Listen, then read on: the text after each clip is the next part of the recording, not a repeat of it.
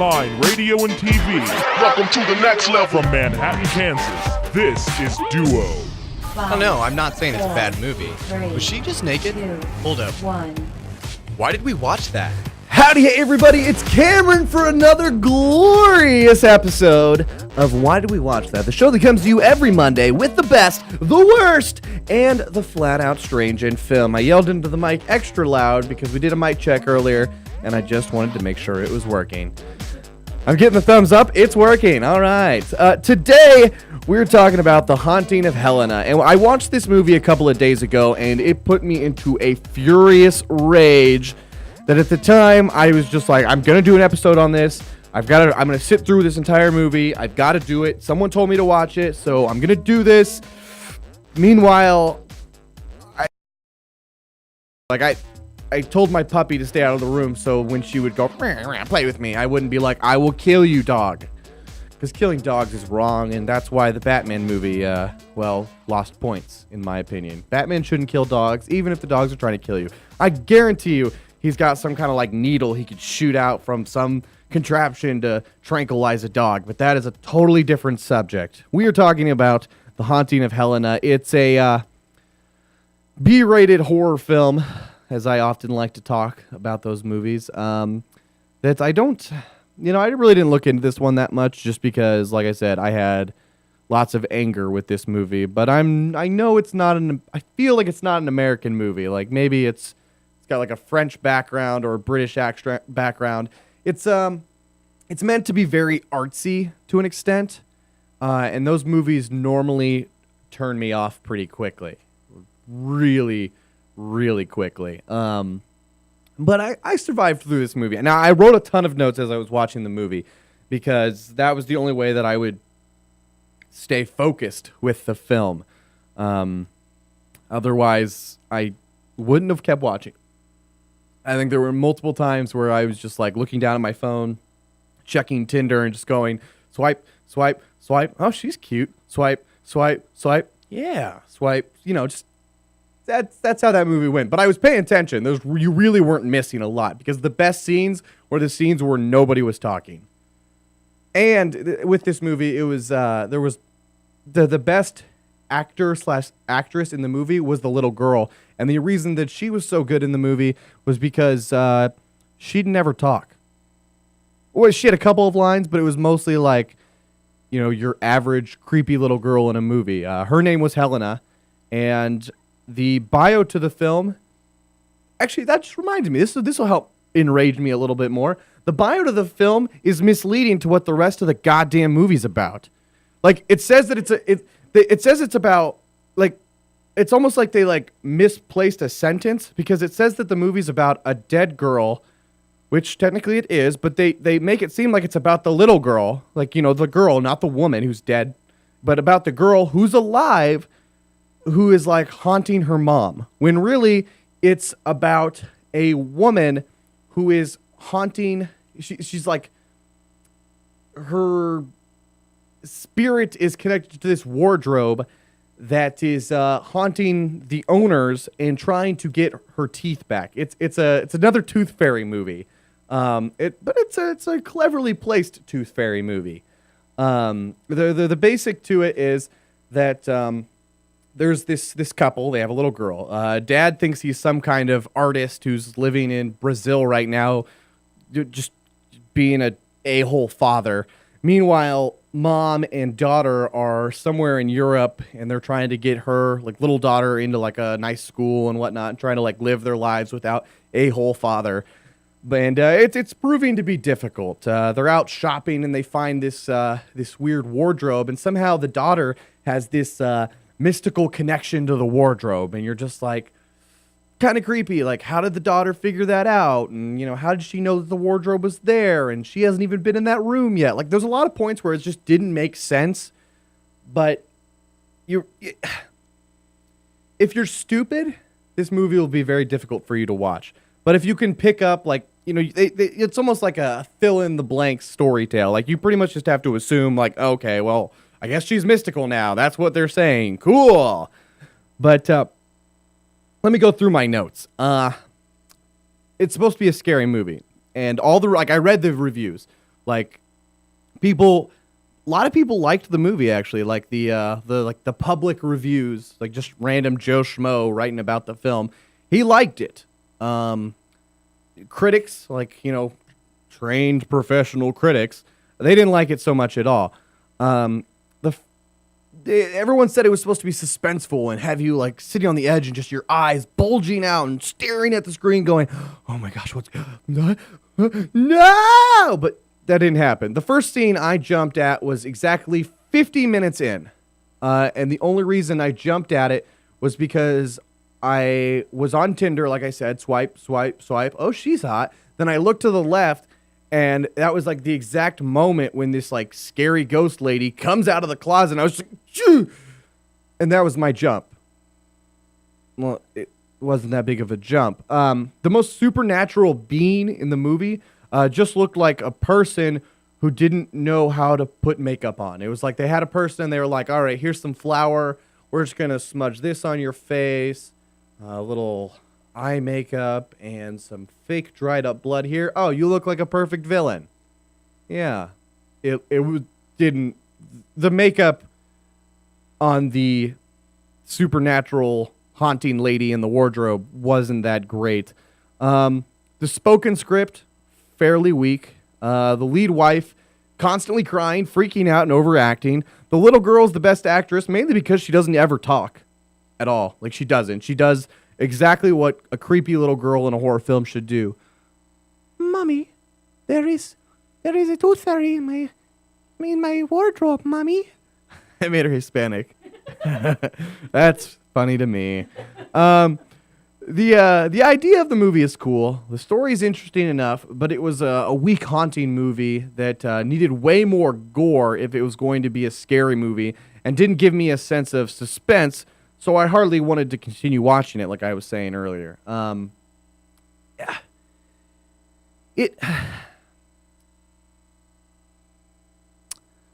It's hard to say, because like I normally mention that, hey, this movie, don't take the mushrooms before you do it. Don't start drinking. You'll throw your beer at the screen. This one, just do it. So do some drugs, kids. Do lots of drugs. Don't do drugs. Do lots of drugs. Drink a lot of beer before you watch this. Don't drink beer if you're underage. And just get super wasted with your friends and watch this movie. Like, you don't really need to pay attention. Just get on Tinder, swipe, swipe, swipe. Oh, she's hot. Swipe, swipe. No. Just keep up with that, because you're really not missing a lot in between the lines.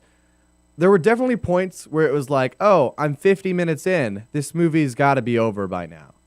What? No, another hour? Damn it. So, it wasn't... The movie looked cool. Like, it wasn't like the other films where it was like, Jesus, like, did they just pull out their iPhone and film the whole thing? Like, no, they looks like they had legit camera equipment and legit equipment in general, but it didn't, it just... Like I said, I need written script in a film. Like, I need more, and I need real emotion, not some crappy actress who's just crying about everything. Like, I get that she's worried about her daughter and that she thinks her daughter's having these mental issues because she thinks she's seeing the tooth fairy or having these conversations with the tooth fairy and is drawing creepy drawings for her teachers at school and whatnot. But like, that doesn't mean you have to cry and freak out about it. Go see a goddamn doctor. Get your kid to a therapist or something. Don't just cry about it. Do something. Bad parenting. I don't have a kid, so I don't know what it's like. But, anyway. My favorite scene in the movie was when the mom was pinned to the wall by a piano, and when the...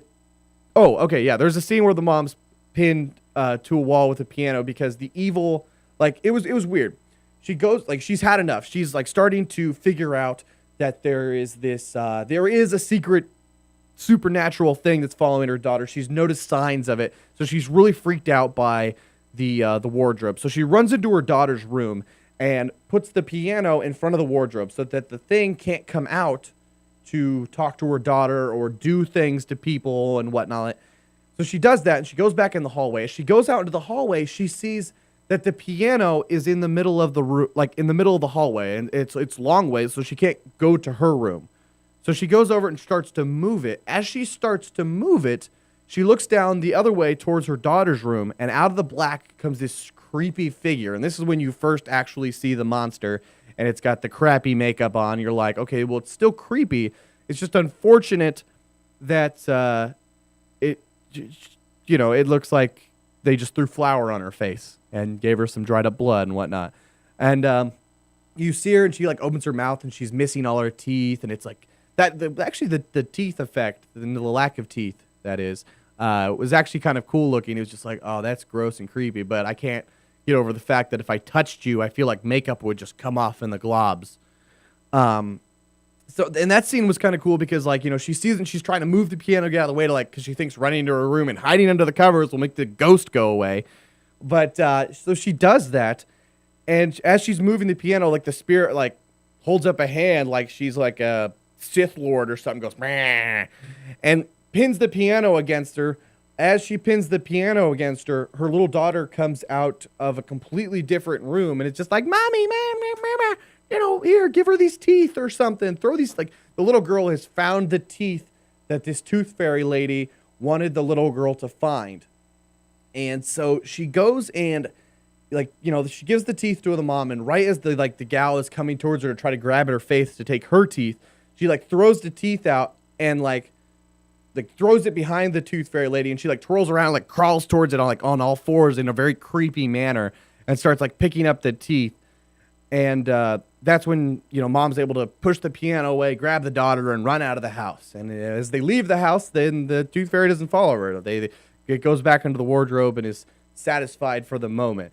So at this point, they know that the tooth fairy is real, and they've decided that mom has decided to, put her big girl panties on and figure out, where this gal came from and how she came to be. So she starts doing some research. She meets some people at a university. She finds out that this gal was attacked by her husband. Something about that the husband was mad because he thought she was abusing her children or their children.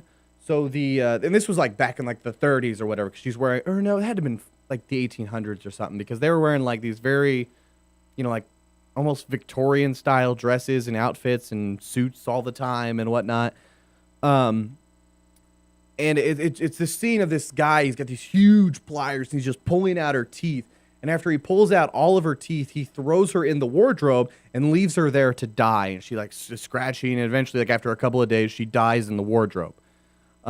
So that's the story they learn now. So they're like, okay, well, did we give her the right teeth? And it turns out that the little daughter had been taking the teeth from her classmates in class, and was like, okay, well, she wants teeth. Like, that's what she told me. So I sold, I took all the money that I had and bought kids' teeth with it. And the teacher finds out that the little girl is buying the teeth, and she's like, your daughter's buying the other children's teeth. Like, what the F is wrong with your kid? So she's like, oh, that's really strange. I don't know anything about this. Dear God. And like, there's these weird coins, like these old, like style coins that like makes her like, helps her pin down like an exact era to learn more about this gal.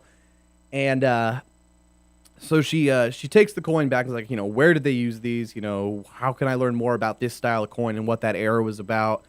And, as they do that, they learn that the story of that she was hurting, the tooth fairy gal was hurting the children, was true. It turns out that this gal was like super crazy, like a huge mental break, and she was actually eating the children alive. She had killed 2 kids, and as the third kid was coming up, or as the third kid was being eaten and chomped on, the husband saw her doing this, and the kid was unfortunately dead by the time he got to him. So he grabs his wife, takes her back, and starts pulling out all her teeth and throws her in the wardrobe. So, a little messed up on his end, but it makes a little more sense. Both parents were psychos. We're going to get back into this in just a sec. I'm going to jump into a break, drink some Coke, maybe do some Coke. I haven't decided. But we'll be right back.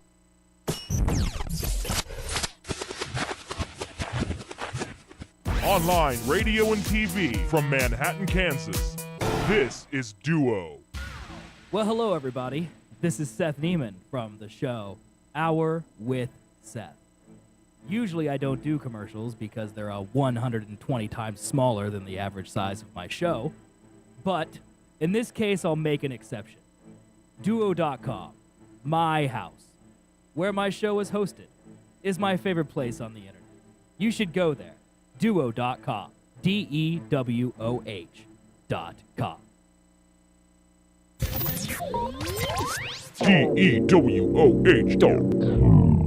DEWOH.com.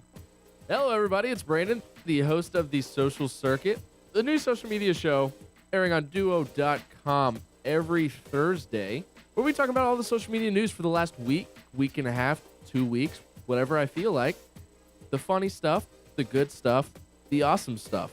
Every Thursday, catch me, Brandon, on The Social Circuit at Duo.com. Live from Manhattan, Kansas. Online radio and television. Duo.com. All right. And we're back to Why Did We Watch That? And we're talking about The Haunting of Helena, which I'm starting to feel like I didn't say at the beginning of the show, but I did. Okay, thank you, Seth. I'm getting to the point where I feel like I'm giving away too much of the movie. I really have, actually. Yeah, I've given away a lot of the movie.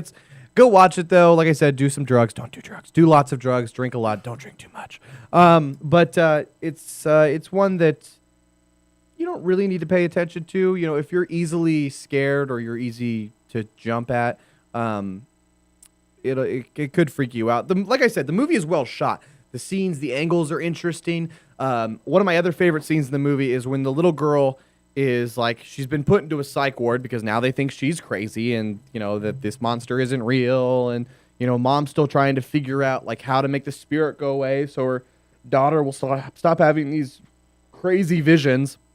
And so she's in this room. She's like coloring, just like, little girl stuff.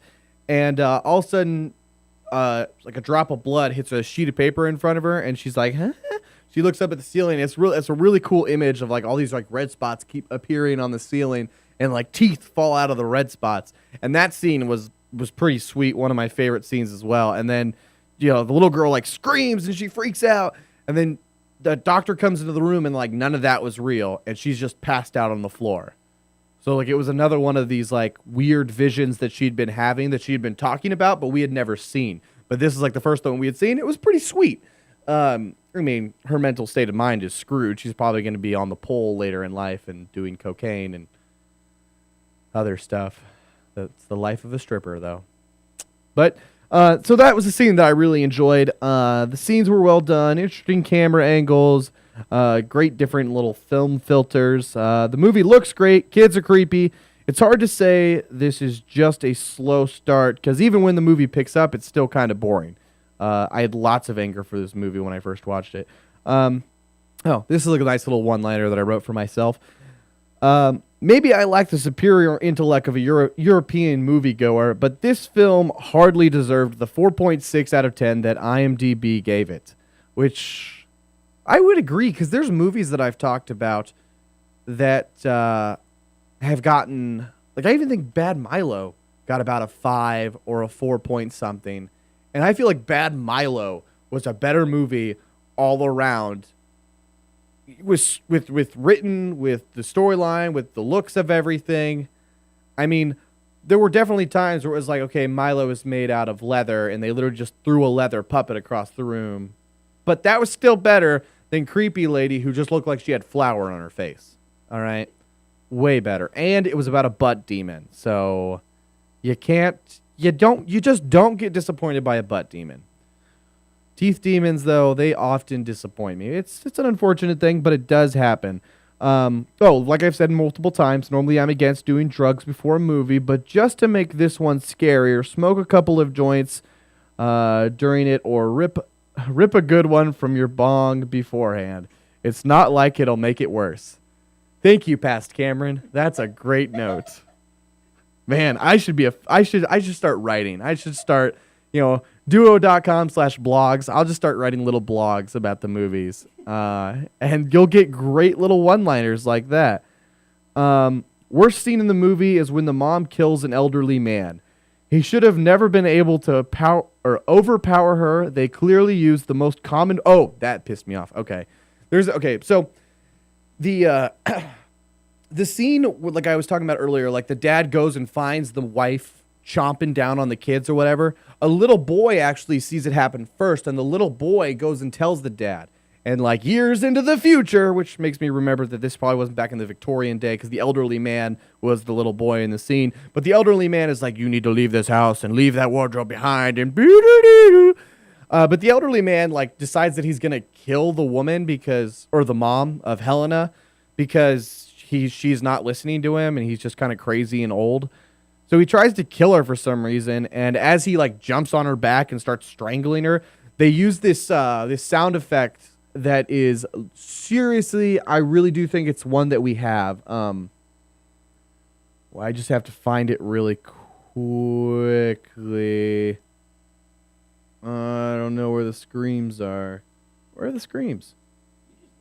I know, I just redid the boards and all the sounds, and I must have renamed the screams Happy Gum Forest Time because I can't find them all of a sudden. Yeah, it may have well have been that one. Oh! That was it. Right there. That was pretty much the exact, like, couldn't have been more obvious. I bet if I rewatched the movie, I bet her lips were closed when, like, seriously, it was ridiculous. Cameron, Like, are you saying that our sounds aren't of high quality? no, I'm saying our sounds are of high quality. I'm just saying that the movie should not be using sound effects and not adjusting the levels to actually work in the acoustics of the environment that they're showing. So if I turned you way down and the screen way up, would that be pretty accurate? yeah, turn the screen way up and turn me down. All right. Oh my God, I hope something crazy doesn't happen right now. Oh, what's this? No, don't do that. Wait, stop. It hurts. Wait, someone else is screaming right now. This is my voice? Oh no, wait, that doesn't make any sense. Yeah, that's kind of how that scene went. It was not a pleasant scene. And then that old man, he was so old, like, he couldn't even overpower my puppy. Like, it would take effort.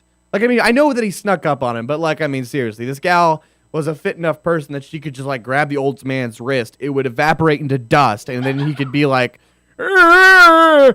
And then she could have screamed all she wanted and ran away, because seeing an old man hand evaporate in your hand is pretty scary. Kind of. So, yeah, that scene kind of twerked me the wrong way. What else notes do I have? Clearly used the most common screams. Dude, idea. Oh, yeah, and the guy, like, okay, after, like, he overpowers her and she turns around, she, like, punches him, like, gentle push, like, just a little punch to the face, and the guy dies after one punch to the face.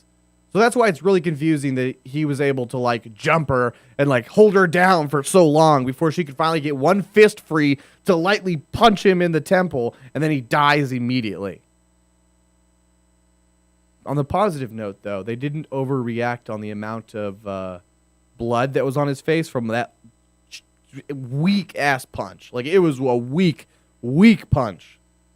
I could do better, and I'm all of skin. Right now, if you're watching the video, you're seeing me try to shake my arm. It doesn't really look like I have grandma arms, but, like, I'm sure there's a little flab right here. Just a little bit.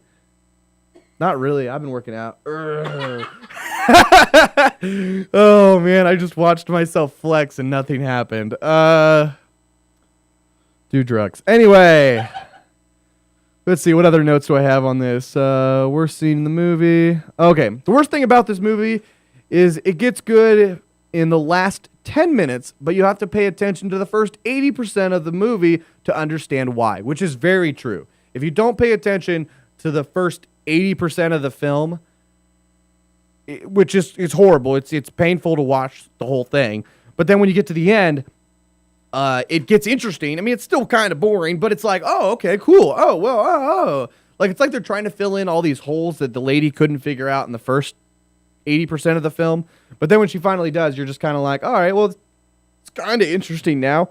If you want to check it out, it's on Netflix. But in the end, I refused to rate it because I didn't want it to mess up my key on Netflix.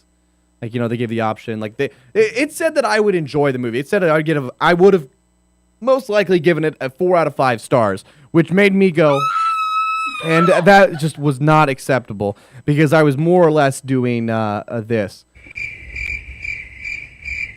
Really? Yeah? All right. Making sure. So, check it out. It's worth your watch if you're doing drugs. Do lots of drugs. Don't do drugs. But in the long run, if I were to rate it now, I would give the movie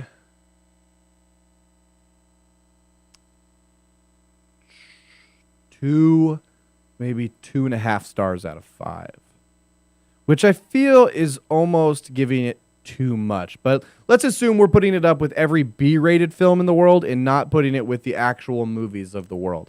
So as far as B films go, 2.5. So on a real world scale, it's like half a star, maybe. Maybe. It's maybe half a star in the real. So like if I'm putting it up against like The Wolf of Wall Street where there are just drugs and titties everywhere, that movie's a 5. The Haunting of Helena is a half a star because there are not, and there's the very little reference to drugs, and there are no, that was a different movie. There are no titties in this movie. There is 0 boobies in this movie, and that made me very, very sad. Overall, though, I'm glad I watched it. Kind of. I did not have any drugs or alcohol to consume while I was watching it, though, so that was a disappointment. But I powered on for this almost 2-hour long movie. And I hope you can, too. If you haven't checked out old episodes, you need to, because those movies were better. Those movies were much better. We have a special guest in studio. Nick, how you doing, buddy? Across the hall taping a special. Yeah. We're getting ready to wrap up the show right now. I want to thank you guys for sharing this show with a friend, because that's how we spread the word of horrible films everywhere that we just want to torment our friends with and let them know how much they suck. How much they rock. Then you can hurt them by making them watch movies like The Haunting of Helena or Bad Milo or Thanksgiving or Teeth. I haven't talked about Teeth yet, but don't worry, children. I will be doing an episode on Teeth. What are we looking at? I got a minute and a half left. So if you guys ever want to send us your love mail, send us your hate mail, hit me up. Cameron at duo.com. Cameron at duo. That's DEWOH.com. Send me your hate mail, your love mail, your sexy photos. I like butts. Let's just throw that out there. Instagram, Twitter, Facebook, YouTube even. Wolf1, WOHLF, the number 1. And of course, contact Duo at any time if you have decided that there's a movie that I need to watch, or hit me up on any of those other places I've mentioned. I'm literally social media everywhere. You can follow me on Snapchat even. I don't know how you follow somebody on Snapchat, but if you want to send me butt photos, Snapchat, that's what that's for, right? So until next time,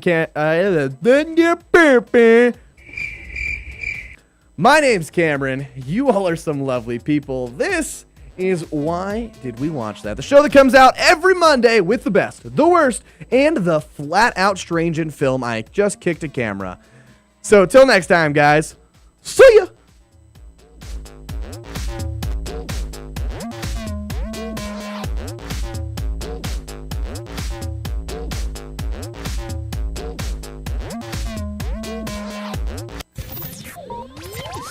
DEWOH.